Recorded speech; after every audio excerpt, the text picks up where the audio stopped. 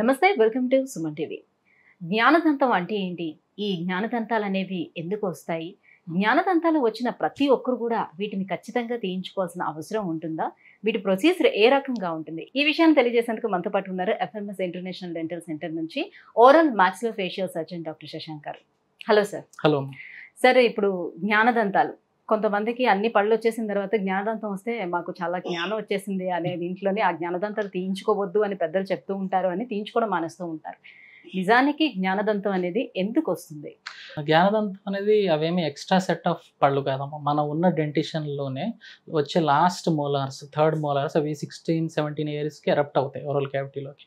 అవి వచ్చిందాన్ని ఆ ఏజ్లో మేబీ జ్ఞానం అనేది తెలుస్తుందేమో అన్న ఉద్దేశంలో జ్ఞానదంతాన్ని పేరు దానికి పెట్టడం జరిగింది. It's they are normal set of teeth, normal పళ్ళే, అవేమి ఎక్స్ట్రా పళ్ళు కాదు. చాలామంది ఏమవుతుంది అంటే ఇప్పుడు రీసెంట్ ట్రెండ్స్లో మన జా సైజ్ ఏదైతే ఉందో తగ్గిపోవడంతో అవి కరెక్ట్గా పొజిషన్లో రాలేక కొన్నిసార్లు ఎముకలు ఇరుక్కుపోయి, కొన్నిసార్లు వంకరగా రావడం, దాని మూలంగా అక్కడ ఫుడ్ ఇరుక్కోవడం, అవి పుచ్చడం, ఇలాంటి ప్రాబ్లమ్స్ అవన్నీ మనం గమనిస్తూ ఉంటాం. ఇంకొక ఇంపార్టెంట్ థింగ్ ఏంటంటే మనం ప్రతిసారి ఎవ్రీ విజ్డమ్ టూత్, ప్రతి జ్ఞానదంతాన్ని తీయాలా అన్న క్వశ్చన్ కూడా చాలా మందికి వస్తూ ఉంటుంది. They are normal set of dentition, అవేమి ఎక్స్ట్రా పళ్ళు కాదు. అంటే మనకి ఎప్పుడైనా ఆ ప్రాబ్లం క్రియేట్ అయితే, అంటే దాని మూలంగా పెయిన్ రావడం కానీ, స్వెల్లింగ్ రావడం కానీ, నోరు తెరవడం ఇబ్బంది ఉండడం కానీ, ఇలాంటివి ఏమైనా జరిగింది డెఫినెట్గా దానికి ప్రొసీజర్ ప్లాన్ చేసుకుని మనం తీయడం అనేది జరుగుతుంది. It's a minor procedure, it's not a major surgery. కానీ కొన్ని అదర్ కంట్రీస్లో సార్ మనం చూసుకుంటే జ్ఞానదంతం ఎలా వచ్చినా కూడా ఖచ్చితంగా వాటిని తీయించేస్తారు. అది ఖచ్చితంగా వెళ్ళి తీయించాలి అని తీయించేస్తూ ఉంటారు. ఎందుకని? చాలా మంది మనం యూరోపియన్ కంట్రీస్ తీసుకున్నాం అనుకోండి, వాళ్ళు ఏంటంటే చాలా మంది హైపోథెసిస్ ఏంటి అంటే ఈ విజ్డమ్ టూత్ వచ్చి ప్రాబ్లం వచ్చేంత వరకు వెయిట్ చేయడం ఎందుకు, ఆ టూత్ బడ్స్ కనపడినప్పుడే తీసేస్తే సింపుల్గా అయిపోతుంది కదా అని చాలామంది యూరోపియన్ కంట్రీస్లో వీళ్ళందరూ చాలా ఫాలో అవుతూ ఉంటారు. బట్ నాట్ నెసెసరీలీ వాళ్ళ పాపులేషన్కి, వాళ్ళకున్న ఫెసిలిటీస్కి, హాస్పిటల్స్కి they can go ahead with that, అట్లా చేసుకుంటూ వెళ్ళొచ్చు. బట్ 130 crores పాపులేషన్ ఉన్న ఇండియా లాంటి కంట్రీలో కనపడిన ప్రతి వాళ్ళకి మనం పన్ను తీసేస్తామంటే దట్స్ నాట్ కరెక్ట్. అది ప్రాబ్లం వచ్చేంత వరకు we will wait, we will check, watch చేద్దాం. ఏదైనా ప్రాబ్లం వస్తే డెఫినెట్గా దానికి సొల్యూషన్ అయితే ఉంటుంది. కానీ అంటే జ్ఞానదంతాలకి ఏమైనా సమస్య వచ్చింది అని అంటే, ఒకవేళ దానికి అక్కడ చిగురు వాపు వచ్చినా, లేకపోతే క్రావిటీ వచ్చినా, లేకపోతే ఇంకొక అదర్ ఇష్యూ ఏదొచ్చినా కూడా పక్కన ఉన్నటువంటి ఇంకో పళ్ళు కూడా ప్రాబ్లం వస్తుంది కదా. అండ్ మోర్ ఓవర్ ఏంటంటే ఇది పర్ఫెక్ట్ గా రాలేదు అని అనుకోండి, ఒక హారిజెంటల్ గా ఎట్లా వచ్చింది, నెక్స్ట్ పళ్ళు కూడా ఇబ్బంది అవుతుంది. డెఫినెట్ గా ఎప్పుడైతే వెబ్నార్మల్ యాంగులేషన్స్ లో వస్తాయో దాని మూలంగా ఫుడ్ ఇరుక్కోవడం స్టార్ట్ అవుతుంది. ఫుడ్ ఇరుక్కోవడంతో పాటు చిగురు వాయడము, ఆ పన్ను పుచ్చడము, దాంతో పాటు పక్కనున్న మంచి పన్ను కూడా పుచ్చడం, ఇలాంటివన్నీ కూడా జరుగుతూ ఉంటాయి మోస్ట్ కామన్గా. కానీ ఎప్పుడు కూడా మనం ఆలోచించాల్సింది ఏమిటి అంటే ఎవ్రీ 6 months, ఇప్పుడు యూరోపియన్ కంట్రీస్లో అది రూల్గా చేసేసారు. బట్ ఇండియా లాంటి కంట్రీస్లో we are trying to bring that out. Every 6 months డెంటిస్ట్ని విజిట్ చేసుకుని ఒకసారి చెక్ చేయించుకుంటూ ఉంటే ఏదైనా చిన్న చిన్న ప్రాబ్లమ్స్ ఏమైనా వస్తుంది అనుకోండి, మనకి ఆ ఎక్స్రే బట్టి, మన అసెస్మెంట్ బట్టి మనకు అర్థమైపోతుంది ఫ్యూచర్లో ఈ పన్ను ప్రాబ్లం క్రియేట్ చేస్తుందా లేదా. దాన్ని బట్టి we can go ahead and if required మనం ప్రొసీజర్ కూడా చేయొచ్చు. ఎక్స్ట్రా పన్ను కాబట్టి అది మిగతా పళ్ళు అన్నీ కూడా దాన్ని డిస్టర్బ్ అవుతుందేమో, లైక్ ఆ స్పేస్ ని కూడా అది ఆక్యుపై చేస్తుంది కాబట్టి ఇవన్నీ కూడా కదులుతాయేమో మళ్ళీ. దాని మూలంగా చాలా మంది విజ్డమ్ టూత్ ప్రెషర్ పెట్టడం మూలంగా ముందర పళ్ళన్నీ క్రౌడింగ్ రావడం, దగ్గరికి రావడము, అవన్నీ ఎక్స్పెక్టెడ్ సీక్వెలే. పళ్ళు క్రౌడింగ్ అవ్వడం ఇలాంటివన్నీ ఉంటాయి. It's always risk versus benefit assessment అంటే ఇప్పుడు ఈ పన్ను తీయడం మూలంగా మనకు పేషెంట్ మంచి చేస్తున్నామో చెడు చేస్తున్నాం, పాయింట్ నెంబర్ 1. పాయింట్ నెంబర్ 2, చేస్తుంటే ఎంత రిస్క్ తీసుకుంటున్నాం, are we taking major risk or minor risk. దీని మూలంగా మనం ఏదైనా ప్రాబ్లమ్ సాల్వ్ చేస్తున్నామో, ప్రాబ్లం క్రియేట్ చేస్తున్నామో, ఆ అసెస్మెంట్ ప్రకారం మనం అసెస్ చేసుకుని we can go ahead with the procedure. డెఫినెట్గా ఎప్పుడైనా ఫ్యూచర్లో ప్రాబ్లం క్రియేట్ అవుతుంది అని మనకు అనిపిస్తే definitely it should be removed. Okay. So ఈ ప్రొసీజర్ ఎలా ఉంటుంది సార్? అది చాలా మంది అంటుంది ఏంటంటే చాలా పెయిన్ఫుల్ గా ఉంటుంది ప్రొసీజర్, సో తీయించుకోవడానికి అందుకే కొంచెం వెనకడుగు వేస్తూ ఉంటారు అని. డెఫినెట్గా ఇది మైనర్ ఓరల్ సర్జికల్ ప్రొసీజరే. కొంచెం యాంగ్జైటీ ప్రతి పేషెంట్కి ఉంటుంది, ఎస్పెషల్లీ టూత్ ఎక్స్ట్రాక్షన్ అంటే యాంగ్జైటీ. దాంతోపాటు మనం విజ్డమ్ టూత్ సర్జరీ ఇవన్నీ మాట్లాడుతుండడంతో పేషెంట్స్ అందరూ కూడా యాంగ్జైటీ ఫీల్ అవుతుంటారు. కానీ మనం ఎప్పుడూ కూడా ఏంటంటే we should prepare the patient for the surgery. అంటే మనం సర్జరీ చేసే ముందర కొన్ని basic blood test, blood parameters అన్నీ కరెక్ట్గా ఉన్నాయా, ఇంకేమైనా హెల్త్ ఇష్యూస్ ఏమైనా ఉన్నాయో చెక్ చేసుకుంటాం. చెక్ చేసుకున్నాక యాంటీబయాటిక్ పెయిన్ కిల్లర్ ఇచ్చి కొంచెం పెయిన్ లెవెల్స్ ఎట్లా ఉన్నాయి అవన్నీ చెక్ చేసుకుని ఈ ప్రొసీజర్ ఆఫ్ అసెస్మెంట్లో పేషెంట్ యాంగ్జైటీ లెవెల్స్ కూడా మనం ఆలోచించుకోవాలి. ఎందుకంటే హైలీ యాంగ్షియస్ పేషెంట్, బాగా యాంగ్జైటీగా ఉన్న వాళ్ళు వాళ్ళు అంటే ఈ ప్రొసీజర్ 40 మినిట్స్ 50 మినిట్స్ పడుతుంది. ఈ ప్రొసీజర్ టైంలో వాళ్ళు చైర్‌లో కూర్చోగలరా అంతసేపు?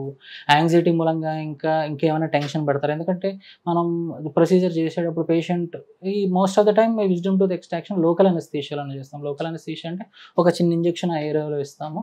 ఆ ఏరియా మొత్తం నంబ్ అయిపోతుంది.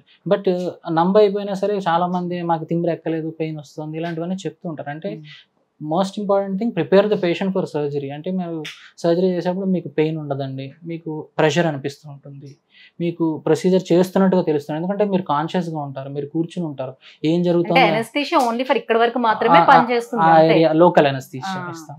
లేదు ఇంకా some patients highly anxious patients, uncooperative patients, కొంతమంది స్పెషల్ పేషెంట్స్, చాలామంది కోఆపరేట్ చేయలేరు, మన ఇన్స్ట్రక్షన్స్ వాళ్ళు తీసుకోలేరు అన్న వాళ్ళని ఆబ్వియస్లీ జనరల్ అనస్థీషియాలో చేయొచ్చు. దానికి బేసిక్ జనరల్ అనస్థీషియాకి ప్రిపేర్ చేయడం చేసుకుని మా ఆపరేషన్ థియేటర్కి తీసుకువెళ్ళి అనస్థీషియా ఇచ్చి కంప్లీట్గా సెడేట్ చేసేసాక ప్రొసీజర్ చేసేసేయచ్చు. అప్పుడైతే ఒక పన్ను తీసే బదులు ఆల్ విజ్డమ్ టూత్ ఏమైనా ప్రాబ్లం ఉంటే అవన్నీ తీసేసి తర్వాత ఐసీయూకి షిఫ్ట్ చేసి రికవర్ అయ్యాక పేషెంట్ని. అంటే ఇక్కడ అనస్థీషియా ఇచ్చేటప్పుడు వాళ్ళకి ఇంకా మాకు పెయిన్ తెలుస్తుంది అని అనేటప్పుడు దాన్ని అనస్థీషియా మళ్ళీ ఏమైనా డోస్ పెంచి ఇవ్వడం అలాంటి డెఫినెట్గా స్టాండర్డ్గా మనం 2.5 ml of anaesthesia is sufficient, సరిపోతుంది ఏ పన్ను తీయడానికైనా సరే. లేదు ఇంకొంచెం పెయిన్ ఎక్స్పీరియన్స్ అవుతుంది అంటే, ఎందుకంటే కొంత అనస్థీషియా కూడా రెస్పాండ్ అయ్యే పేషెంట్స్ ఒక్కొక్కరు వాళ్ళు ఒక్కొక్కలా ఉంటారు. కొంతమంది చీక్లో ఫ్యాట్ టిష్యూ ఎక్కువ ఉందనుకోండి, బుగ్గల బాగా ఉన్నవాళ్ళు, అలాంటి వాళ్ళలో ఏముందంటే అనస్థీషియా ఇవ్వగానే ఎక్కువ అనస్థీషియా ఫ్యాట్ టిష్యూలోకి వెళ్ళిపోతుంది, సో నర్వ్ దగ్గర ఎక్కువ ఉండదు. అలాంటి వాళ్ళల్లో డెఫినెట్గా చేస్తున్నప్పుడు పెయిన్ అంటుంటారు.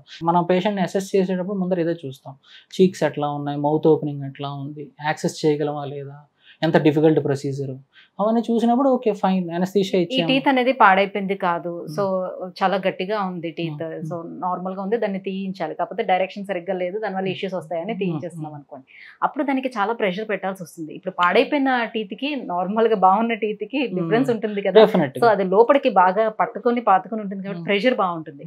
ఈ ప్రెషర్ పెట్టి మీరు తీసే క్రమంలో నర్వ్స్ ఏమైనా ప్రాబ్లం వచ్చే అవకాశం? Infected tooth, natural tooth. Infected tooth మీరు అన్నట్టుగా ఇప్పుడు ఏదైనా పుచ్చుండి చుట్టూ ఎముకల ఇన్ఫెక్షన్ అయితే పన్ను కొంచెం లూజ్ అవుతుంది, సో తీయడం కొంత ఈజీగానే అయిపోవచ్చు. But perfectly healthy tooth wrong యాంగులేషన్లో వచ్చింది, తీయాలి. అలాంటప్పుడు కూడా there are techniques of removal. అంటే ఆ టూత్ని ఏదైతే ఉందో బోన్ ఎక్కువ ట్రిమ్ చేస్తే ఎముక వీక్ అవుతుంది, ఫ్యూచర్లో ఎముక విరిగే అవకాశం కూడా ఉంటుంది. సో అలాంటప్పుడు ఏం చేస్తాము అంటే ఆ టూత్నే 2-3 పీసెస్ కింద స్ప్లిట్ చేసి ఆ టూత్ని తీసేసి బోన్ ఎక్కువ ట్రిమ్ చేయకుండా, ప్రెషర్ లేకుండా, ప్రెషర్ ఫ్రీగా బోన్ ట్రిమ్ చేసి తీయడం జరుగుతుంది. ఆ ట్రిమ్ చేస్తున్నప్పుడు పేషెంట్కి వైబ్రేషన్స్ తెలుస్తుంటాయి. ఈ షుడ్ నో దాట్. అంటే మీరు ప్రొసీజర్ చేస్తున్నప్పుడు ఏదో వైబ్రేషన్స్ ఉంటుంటాయండి, డ్రిల్లింగ్ లాగా అనిపిస్తూ ఉంటుంది, కంగారు పడద్దు అని మనం చెప్తే సరిపోతుంది. It's not major thing. Because ఎప్పుడూ కూడా మాకు సర్జరీలో చెప్పేది ఒకటే, బోన్ పేషెంట్ది, పన్ను నాది. సో టూత్ నేను ఎన్ని పీసులైనా చేసి తీసుకోవచ్చు, కానీ పేషెంట్ బోన్ సేవ్ చేయాలి, దానికి టెక్నిక్ మాడిఫై చేసుకుంటే సరిపోతుంది. ఎంతసేపు సార్ టైం టేకన్ తీసుకుంటుంది ప్రొసీజర్? జనరల్గా ఎంత డిఫికల్ట్ కేసు అయినా సరే మ్యాక్సిమం 1 hour అండి. ఎందుకంటే మనం వచ్చే అనస్థీషియా 1.5 hour వరకు పనిచేస్తుంది. 90 minutes స్టాండర్డ్ అనస్థీషియా పనిచేస్తుంది. 2.5 ml 1.5 hour వరకు పనిచేస్తుంది. సో 1 hourలో అయిపోతుంది. Yes, there are some cases, కొన్ని సిచ్యువేషన్స్లో స్టక్ అవుతాం, మధ్యలో స్టక్ అయినప్పుడు మనం టైం ఎక్స్టెండ్ అవుతుంది. సో ఇవన్నీ కూడా మనం ఎక్స్రే తీసుకుని పేషెంట్ ప్రిపేర్ చేసినప్పుడు హౌ డిఫికల్ట్ ఈజ్ ఎక్స్ట్రాక్షన్, ఎంతసేపు పడుతుంది, అవన్నీ మనం పేషెంట్కి చెప్పాలి. We should also be prepared. మేము కూడా కన్విన్స్ అయ్యి ఈ టైంలో అవ్వాలి అని మనం డిసైడ్ చేసుకుని సర్జరీకి వెళ్ళాలి. బికాస్ వన్స్ సర్జరీ స్టార్ట్ చేశాక there is no thinking process. Surgery ముందర మనం ప్లాన్ చేసుకుని వెళ్ళాలి, అంతేగాని అక్కడ థియేటర్లోకి వెళ్ళాక ఏం చేయాలన్న ఆలోచన ఎప్పుడు ఉండకూడదు. సో జనరల్లీ చిగురిని కట్ చేసి మీరు దంతాన్ని తీస్తారు కాబట్టి, సో ఆ సర్జరీ ప్రొసీజర్లో సో బ్లడ్ లాస్ అనేది కూడా ఉంటుందా? ఫర్దర్గా ఎలాంటి ప్రికాషన్స్ వాళ్ళు తీసుకోవాలి? స్టాండర్డ్ ప్రొసీజర్ అమ్మ, అనస్థీషియా ఇచ్చాక గమ్స్ ఓపెన్ చేస్తాము. ఓపెన్ చేసి ఆ పన్నును కవర్ అయ్యే బోన్ ఏదైతే ఉందో దాన్ని ట్రిమ్ చేస్తాము. టూత్ని 2-3 పీసెస్ కింద తీస్తాము. తీసేసి నీట్గా క్లీన్ చేసి స్టిచెస్ వేసేస్తాము. బ్లడ్ లాస్ ఎస్ ఉంటుంది, but maximum 5 to 10 ml, which we don't need to do any. Body ఆటోమేటిక్గా కాంపన్సేట్ చేసేసుకుంటుంది. బాడీ ఆటోమేటిక్గా వాటర్ రీఅబ్జర్వ్ చేసుకుని అది కాంపన్సేట్ అయిపోతుంది. టిల్ డేట్ ఇన్ని ప్రొసీజర్స్లో I have never seen any patient ఎంత బ్లీడింగ్ అయితే నేనైతే సో చూడలేదు. హీల్ అవ్వడానికి ఎన్ని రోజులు హీలింగ్ మినిమం 7 to 10 days అండి. 7 to 10 days లో కుట్టు తీసేసేయచ్చు, చిగురు మూసుకుపోతుంది. హీలింగ్ లో కూడా 2 రకాలు ఉంటాయి. ప్రైమరీ హీలింగ్ అంటాం, సెకండరీ హీలింగ్ అంటాం. ప్రైమరీ హీలింగ్ అంటే చిగుళ్ళు మానిపోయేది ప్రైమరీ హీలింగ్ 10 days లో జరిగిపోతుంది. ఆ పన్ను తీసేసిన చోట బోన్ ఫార్మ్ అవడం అనేది అది 3 to 4 months లో జరుగుతుంది. అది మనల్ని ఏం డిస్టర్బ్ చేయదు. It will take its own course. సాధారణంగా బీపీ, షుగర్, గుండె జబ్బులు ఇలాంటి ఎవరైనా ప్రాబ్లమ్స్ ఏమైనా ఉంటే వాళ్ళు తీయించుకోవచ్చు అంటారు? ప్రతి పేషెంట్ మనం ప్లాన్ చేసుకుంటున్నప్పుడు మెడికల్ హిస్టరీ అంటాం. వాళ్ళ మెడికల్ ఇష్యూస్ ఏమైనా ఉన్నాయా, డయాబెటిక్, హైపర్టెన్సివ్, లేకపోతే ఇంకేమైనా కిడ్నీ ప్రాబ్లమ్స్ ఉన్నాయా, లివర్ ప్రాబ్లమ్స్ ఉన్నాయా, ఇవన్నీ మనం చెక్ చేసుకుంటూ ఉంటాం. చెక్ చేసుకున్నాక ఆఫ్టర్ ఆల్ దీస్ థింగ్స్ మనం బేసిక్ బ్లడ్ టెస్ట్లో మనకు అర్థమైపోతుంది whether this patient is fit for surgery or not. దాన్ని బట్టి మనం మెడిసిన్స్ స్టార్ట్ చేసుకుని, అండ్ ఇప్పుడు షుగర్ గురించి మాట్లాడాలి అంటే షుగర్ పేషెంట్స్లో మనందరికీ తెలుసు వూండ్ హీలింగ్ కొంచెం లేట్ అవుతుంది. సో అలాంటి వాళ్ళని మనం ఏం చేసుకుంటామంటే HbA1c అంటాం. 3 months average blood sugar average check చేసుకుంటాం. 3 monthsలో if it is under control 6, 7, 8, 9 అలా రీడింగ్స్ వస్తుంటాయి. HbA1c 7 ఉన్నా 8 ఉన్నా పర్వాలేదు, we can manage the patient.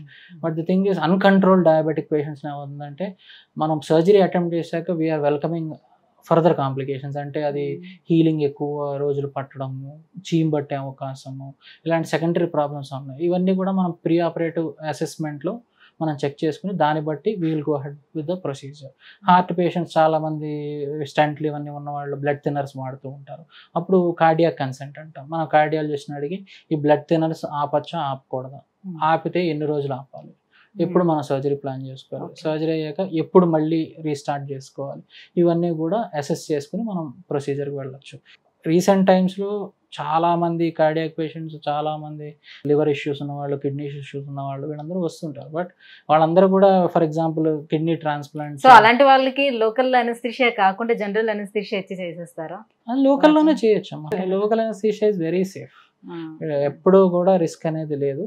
ఒకే ఒక్కటి ఏంటి అంటే వాళ్ళ సర్జరీ ఇట్లా ఉంటుంది ఇట్లా ఉంటుందని ముందర ఎక్స్ప్లెయిన్ చేసి ఇఫ్ దే ఆర్ అండర్స్టాండింగ్, వాళ్ళకి అర్థమవుతుంది అంటే చేయొచ్చు. ఇంకా మరీ high risk case multiple procedures ఉన్నాయంటే జనరల్ అనస్థీషియా కూడా ప్రీ అనస్థెటిక్ ఎవాల్యుయేషన్, అనస్థిస్ట్కి ఒకసారి చూపించి ఎవ్రీథింగ్ ఈజ్ ఫైన్, బాగానే ఉంది అంటే it can be attempted. Because now medicines కానీ అనస్థీషియా కానీ ఇవన్నీ చాలా స్టాండర్డైజ్ అయిపోయి, ఒకప్పుడు ఎర్రాటిక్గా ఉండి ఇప్పుడు అంతా స్టాండర్డైజ్ అయిపోయి. So it is very safe procedure. మనం రిస్క్ లేకుండానే అటెంప్ట్ చేయొచ్చు. ఓకే. సో ఎనీ డెంటల్ సెంటర్కి వెళ్ళేటప్పుడు ప్రత్యేకంగా ఈ జ్ఞానదంతాలను తీయించుకోవటానికి ఓరల్ మ్యాక్సిలో ఫేషియల్ సర్జన్ అయితే ఖచ్చితంగా ఉన్నారో లేదో అని తెలుసుకోవాల్సి ఉంటుంది. సో ఎవరితో పడితే వాళ్ళతో మనం తీయించుకోకూడదు. అట్లానే ఇది is nothing hard and fast rule అమ్మా, అట్లా ఏం లేదు. కాకపోతే ఎప్పుడు కూడా ఏంటంటే ఒకే ఫీల్డ్లో 3 years, 4 years, 5 years ట్రైన్ అయి ఉన్నారంటే వాళ్ళ ట్రైనింగ్ ఒకటి ఇంపార్టెంట్. సెకండ్ థింగ్ ఎన్ని కేసులు చేశారు అన్నది కూడా. So they have done multiple number of cases. So ఆ పేషెంట్ ఎక్స్పోజర్ ఉంటుంది. తన సైడ్ నుంచి కూడా he will encounter some complications. So complications వచ్చినప్పుడు ఎలా హ్యాండిల్ చేసామన్న ఎక్స్పీరియన్స్ కూడా తన దగ్గర ఉంటుంది. So that is a safe వే. ఇప్పుడు ఏదైనా మనం కేసు చూస్తున్నప్పుడు ఓకే రిస్క్ ఎంత ఇన్వాల్వ్ అయ్యింది, బెనిఫిట్ ఎంత ఉంది, సో అది మనం పేషెంట్ క్లియర్గా ముందరే చెప్తాం. రిస్క్ ఎక్కువ ఉండి బెనిఫిట్ ఏం లేదనుకోండి యువర్ చాయిస్ సార్ అని చెప్తాము. లేదు ఇట్ షుడ్ బి డన్ అంటే ఇట్ షుడ్ బి డన్ అంటే చేయొచ్చు, కానీ రిస్క్ అసెస్మెంట్ చేసుకొని చేయాలి. Particularly we are trained in this speciality కాబట్టి అది దాంట్లో రిస్క్ ఎంత ఉందని మనకి ఈజీగా అర్థమైపోతుంది. Thank you so much sir. So జ్ఞానదంతాలు ఎందుకు వస్తాయి, సో ఎంత సేఫ్గా వాటిని రిమూవ్ చేసుకోవచ్చు, ఎలాంటి ట్రీట్మెంట్స్ అందుబాటులో ఉందనే విషయం తెలియజేసినందుకు థ్యాంక్ యూ.